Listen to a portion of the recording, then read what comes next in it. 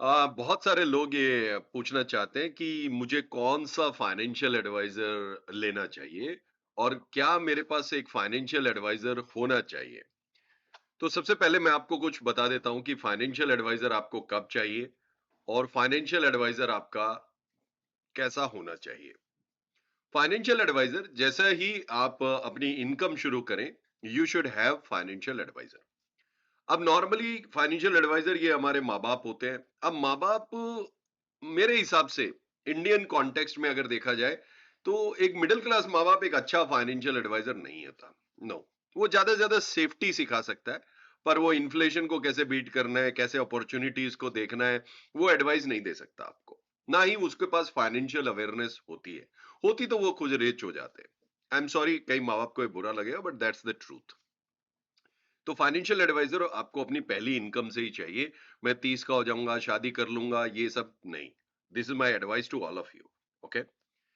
सब number 2, financial adviser कैसा होना चाहिए? जैसा कि नाम है फाइनेंशियल एडवाइजर, डिसीजंस हमेशा आपके हों, वो आपको एडवाइज करे, वो आपको ऑप्शंस दे, अपॉर्चुनिटीज दे कि ये आपके इवेंट, लाइफ के इवेंट के हिसाब से होना चाहिए।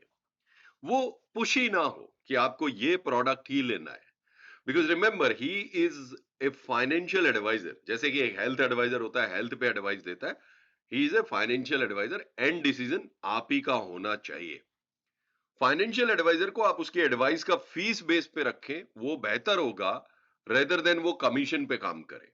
क्योंकि कमीशन पे काम करेगा तो वो आपके प्रोडक्ट्स के हिसाब से अपने प्रोडक्ट देगा जो आप उसके हिसाब से ज्यादा होंगे, मतलब कमीशन। राइट। आप उनको दोनों चीजें अगर करने दें, फीस और कमीशन, तो भी ठीक है, but focus on getting advice. अब एडवाइस कौन दे सकता है आपको? जो आपसे ज्यादा एजुकेटेड है, वही आपको एडवाइस दे सकता है।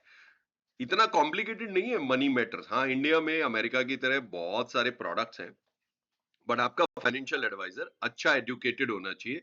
ये क्लैरिटी आपको होनी चाहिए। तो उनके सर्टिफिकेट्स और उनकी क्रेडिबिलिटी आपको चेक करनी चाहिए। This is very important. अब आप नए साल में जा रहे हैं तो check your financial advisor, is he capable और competent to actually serve you, and if not, change your financial advisor. Because बहुत सारे ऐसे लोग हैं, हम अपनी कम्युनिटी में बहुत सारे लोगों को सिखा रहे हैं कि कैसे फाइनेंशियल एडवाइजर बना जाए, ना कि फाइनेंशियल प्रोडक्ट का sales person. Right.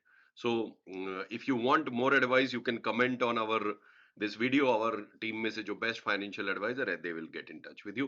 Financial adviser आपसे ज्यादा कॉम्पिटेंट होना चाहिए प्रोडक्ट्स के मामले में और पैसे के मामले में। राइट। दूसरी बात, फाइनेंशियल एडवाइजर्स की आपकी जरूरत हर लाइफ के इवेंट में है। पहली सैलरी, शादी से पहले आपके पास हो, शादी की प्लानिंग के लिए खर्चों के, हनीमून, ट्रेवल्स। राइट। लोग गलती कर देते हैं, मिडिल क्लास लोग बहुत लोन में आ जाते हैं, पूरी सेविंग तबाह कर देते हैं अपनी शादी के ऊपर। That's not right. घर लेने से पहले आपके पास फाइनेंशियल एडवाइजर होना चाहिए। बच्चा आने से पहले आपके जीवन में आपके पास फाइनेंशियल एडवाइजर होना चाहिए।